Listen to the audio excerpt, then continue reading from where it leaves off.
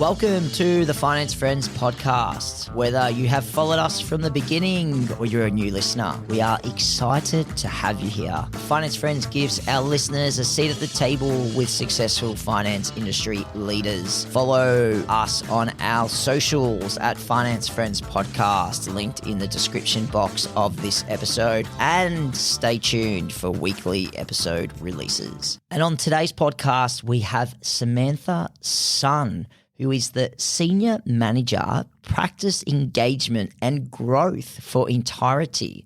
She covers Victoria, Tasmania and South Australia. So what she does is helps financial planners grow their business.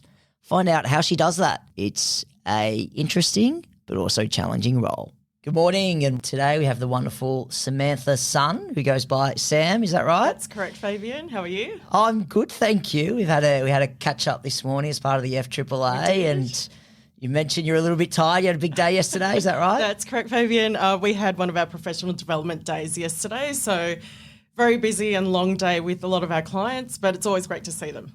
So what does that mean? What's a professional development day, and who are your clients? Yep. So I work for Entireti. I actually work for two of the licensee groups that sit within Entireti, so that's PFS and Fortnum.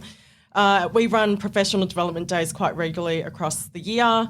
Financial planners obviously need to have a set number of CPD points. So as part of that, we set up professional development days and run a lot of technical, personal development, professional development type sessions for them to attend. So it's a very full day for them as well. A lot of technical sessions yesterday, but we got some really good feedback, and it's a great opportunity to network and socialise with our clients. Yeah, and I guess it's really important because financial advisors need to keep up to date with changes, whether it be superannuation or other changes that might happen that they need to advise their clients on. Yep, correct. And I think, more recently, very topical are things like, what's AI doing in our space? That's been really, really popular in terms of topics. How can technology help in terms of building efficiencies in their advice processes? Cyber, again, is very topical at the moment as well. So we had a lot of that covered yesterday. Yeah, so you ran an event yesterday. Yes. And how does that transfer to what you do on a day-to-day basis? Or maybe let's start, what is your title? Yep, it's a very long one. It's I'm one of the Senior Practice Engagement and Growth Managers. Look, in the industry, there's various titles for this role, but we are essentially practice managers. And my day-to-day, so to give you a bit of context and background, I look after, it's about 57 practices. So they are self-employed, they run their own businesses, they're licensed through either Fortnum or PFS, and it's across Vic, Tas and SA for me.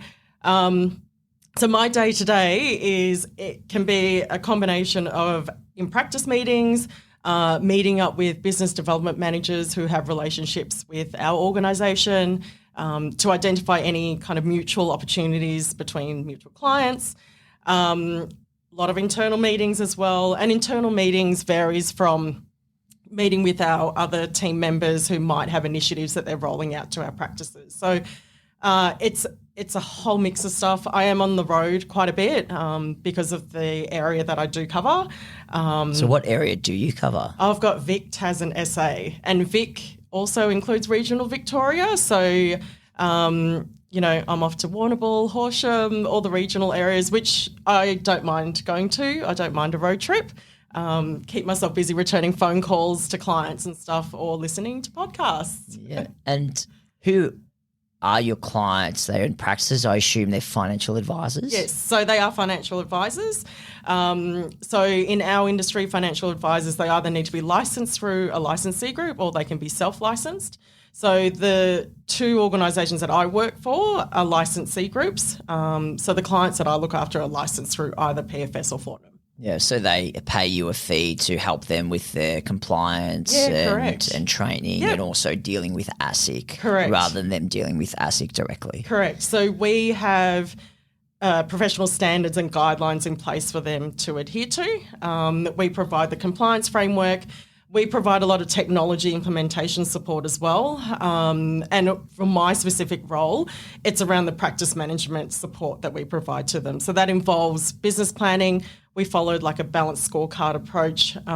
There's a lot of accountability that comes with building out a business plan with a practice as well. So there's a lot of people that are involved in terms of our organisation that supports a practice in, I guess, making them more profitable, more efficient, so they can see more clients. So there's an element of business coaching Yeah, involved. exactly. That's exactly it. Yep, definitely. Yeah. I would almost compare it to a financial planner seeing a client. They do a fact find process. We do something very similar to get to know our clients. What business goals do they want to achieve and how can we help them? So we do run business planning sessions with a practice, and then we do 90-day action plans with them and keep it to 2 or 3 kind of key initiatives. We all know that if we end up with a really big list, we're not likely to achieve all of it. So we'll pick 2 or 3 items each 90 days, and it keeps both parties accountable because obviously we're here to support them, but there'll be some work that they'll need to do in terms of working on their business. Can it be quite challenging when a business owner has really big goals but maybe are unrealistic? And how do you manage good question. I think that's the part of the role that I enjoy in terms of you need to be able to build a lot of trust with those clients, and they appreciate where you kind of respectfully challenge them on things. So I think if you're in this type of role, you need to be able to do that, and I think they respect you a lot more when you are calling out things. But I'm also a firm believer of having, you do need to have stretch goals. I think you need to be able to also call out if a goal is perhaps a little bit too easy to achieve and to consider more stretch goals as well. So I think it does come down to building that trust with the client. And for them, I think having the trust in us and the business that's behind me to actually support them to achieve those goals. Yeah. And your clients obviously set goals or help their clients set goals, so they will be familiar with goal setting. Correct. And aiming to achieve that goal. Yeah, exactly. Which makes it easy. And what is there a part of your job that maybe you don't like as much at times?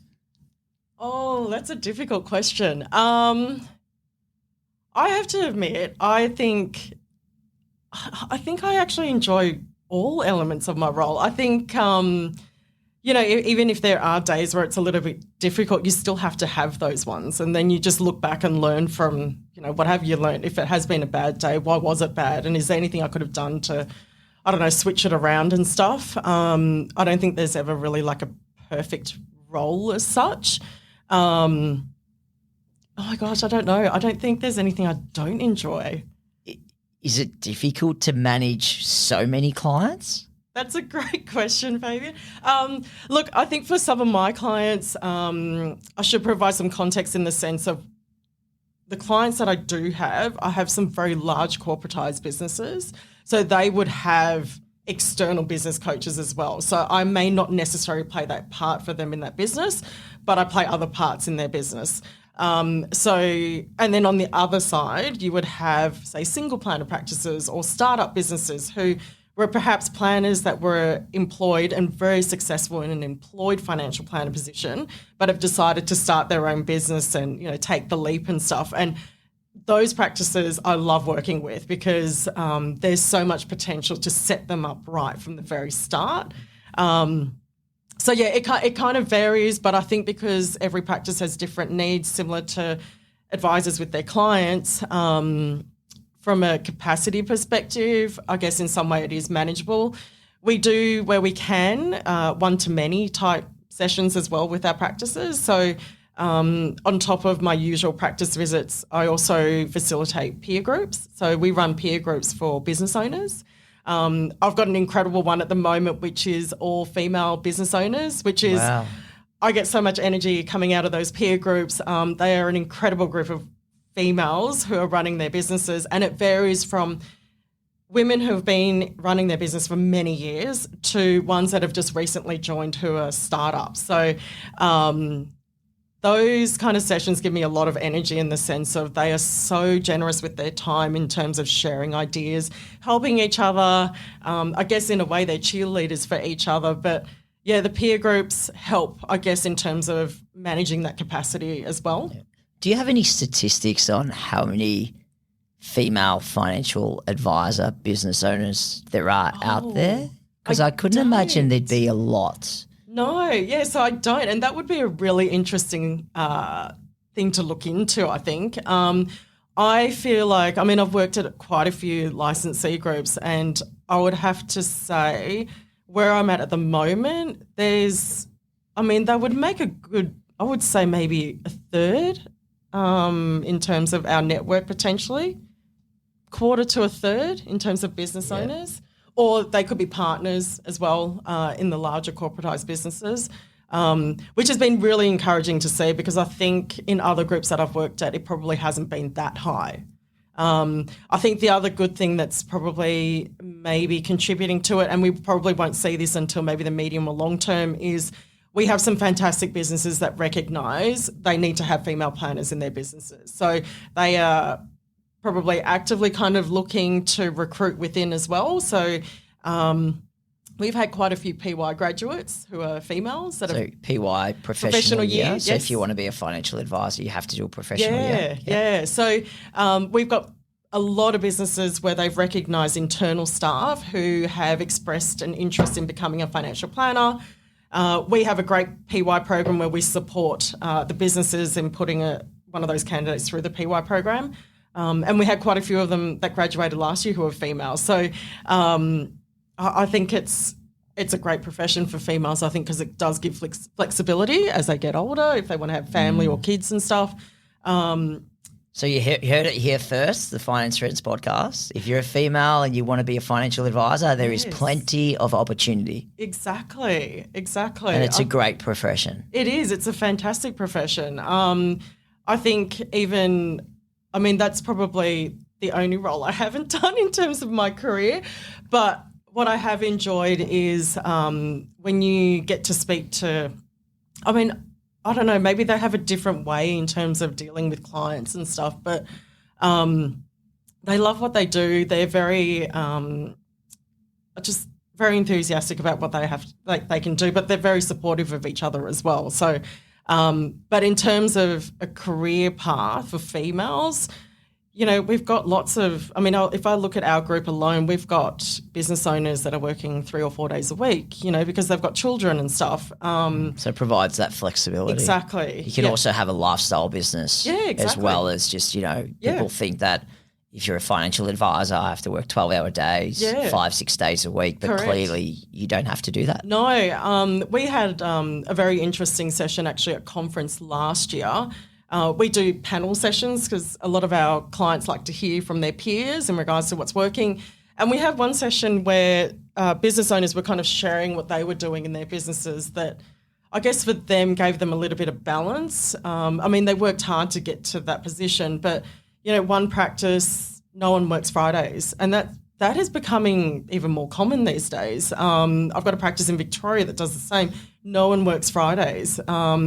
And employees are happy as well. They know that they've got 4 days to get all the work done, a compressed week, but they know they've got long weekends every weekend. I would love that. But yeah, I think in regards to flexibility, it's definitely there. You still have, if you were looking at, say, paraplanning as a career, and there's a lot of career paraplanners out there, they work from home. They, charge per SOA that they produce. So I think in our industry, there's definitely so much scope for flexibility if that's what people are looking for. And just to clarify, a paraplanner is someone who writes the advice document for the advisor. And SOA is a statement of advice, which is the advice document for the client. Yep.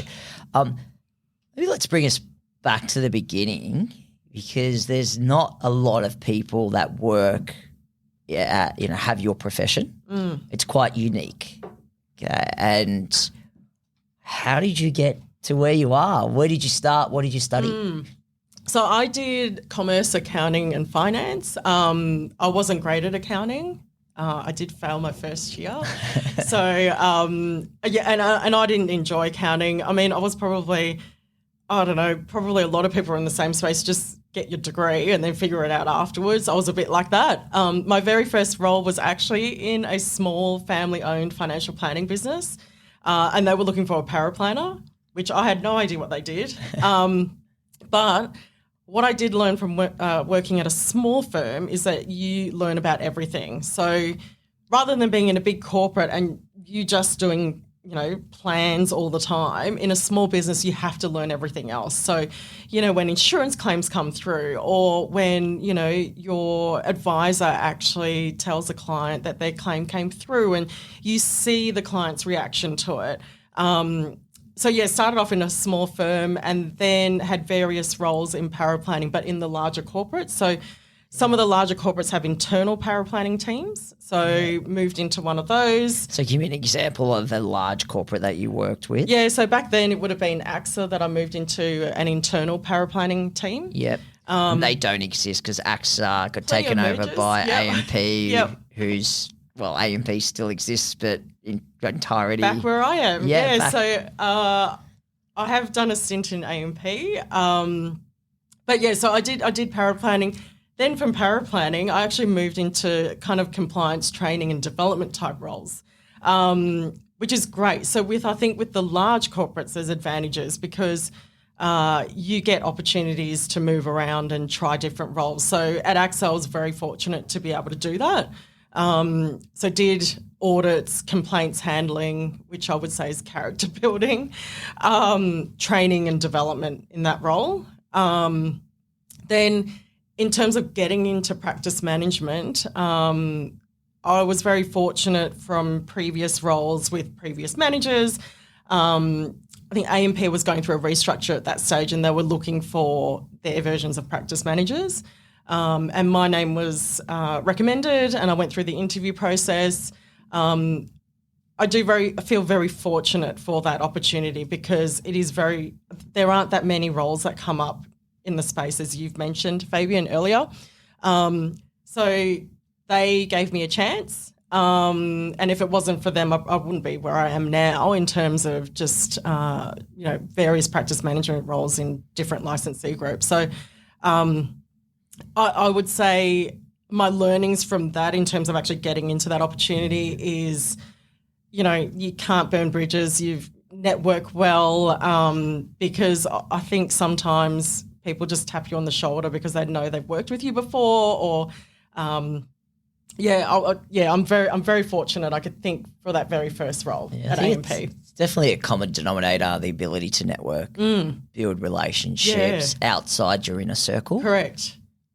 And that potentially is a skill that may be lost a little bit for the next generation. Yeah. But I think that is really important too. I think so. I think, when you speak to, I feel old, but if you speak to the kind of next generation that's looking to get into the industry, I would say you've just got to be brave and you've got to get yourself out there and get out there to any networking opportunity that you have, introduce yourself because I think our industry is very welcoming in terms of anybody that's interested in talking to you about financial planning or any other careers in our industry.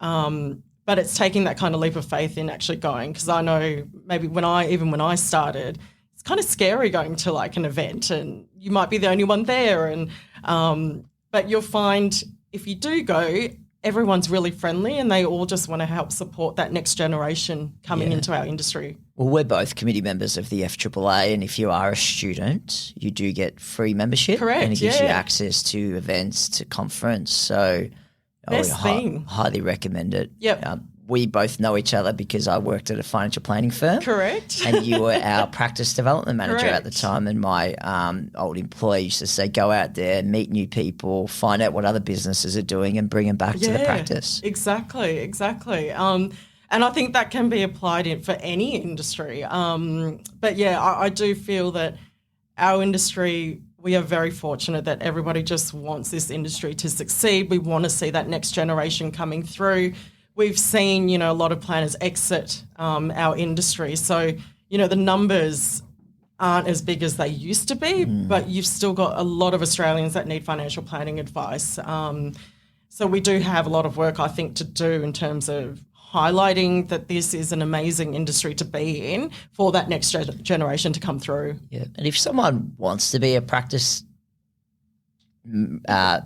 practice manager, development manager, growth manager, what are the key skills required?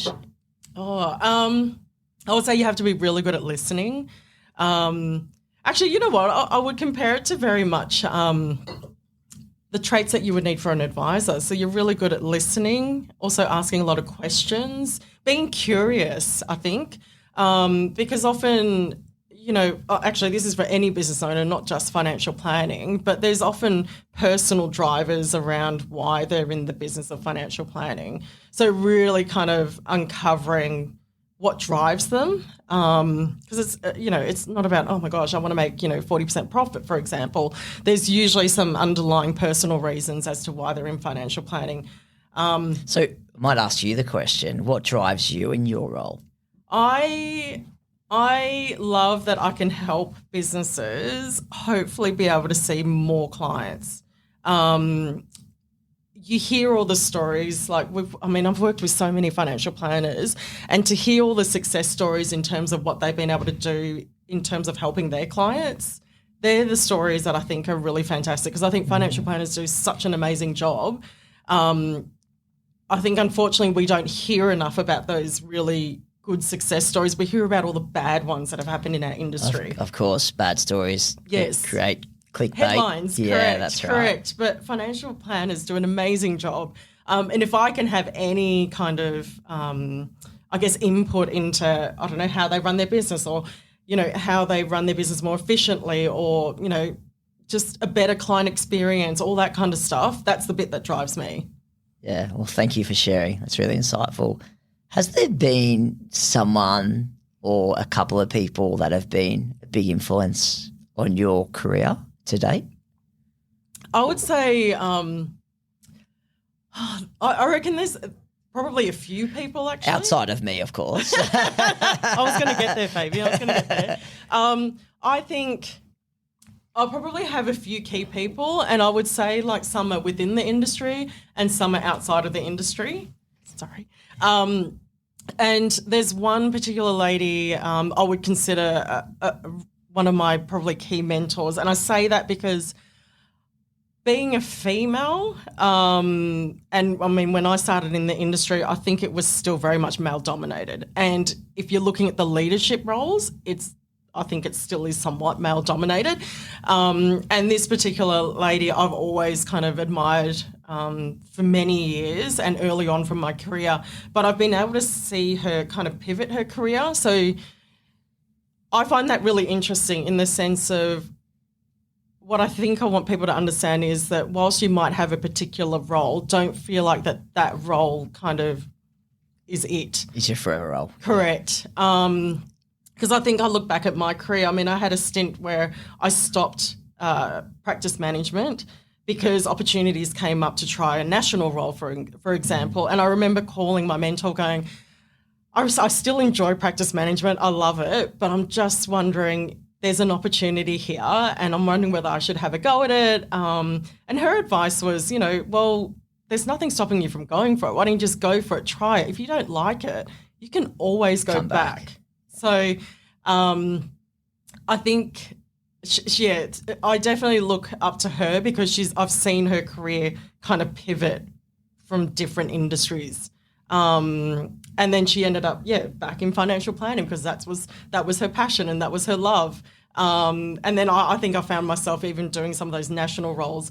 I really miss working with planners directly. When you move into a national role, you're kind of that far more removed from, what's actually happening on the ground. Is there maybe a sense of purpose lost to a degree when you're not having that? I think I think there's an element of that. Like, even though you're in a national role, you might be delivering an initiative, but you don't see the impact. Whereas I think when you're working directly with advisors and even, the staff in their businesses, you hear it and you experience it when you're seeing them all the time. So I think you're correct in calling that out in the sense of that purpose bit is not as tight, if that makes sense. But in terms of, I have various mentors. I think the thing with the mentor is they need to be, I guess, trustworthy.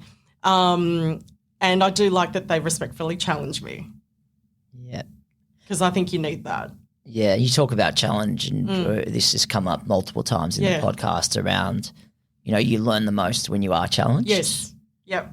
So I think that's a good way to end the conversation. And, thank you very much, Sam, for coming on. Me. You've actually made a big impact on my career to date. I worked in a financial planning firm. You were the practice development manager. And as a result of you, I've volunteered at a couple of charities that you've recommended. So thank you. Well, your career's been really good to see on the sideline too. So that's also a great thing about our industry, that you see, your friends and colleagues go through their kind of journey as well. And there's just so much opportunity. Yeah, there is. It's a great industry, financial planning and the ecosystem around financial planning. So if you are interested in becoming a financial planner, highly recommend it. It's a great industry and lots of opportunity. It's a big growth area at the moment. The supply and demand equation is definitely in favour of the advisor. Yep. But thank you for coming in again, Sam. It's been a pleasure knowing you over the journey, and look forward to seeing your career continue to prosper. Excellent. Thank you. Thanks, Fabian. Disclaimer: this podcast exists for informational and entertainment purposes only. The personal opinions of the speaker and guests do not represent the view of any other party. If this recording contains reference to financial products, that reference does not constitute advice nor recommendations and may not be relied upon.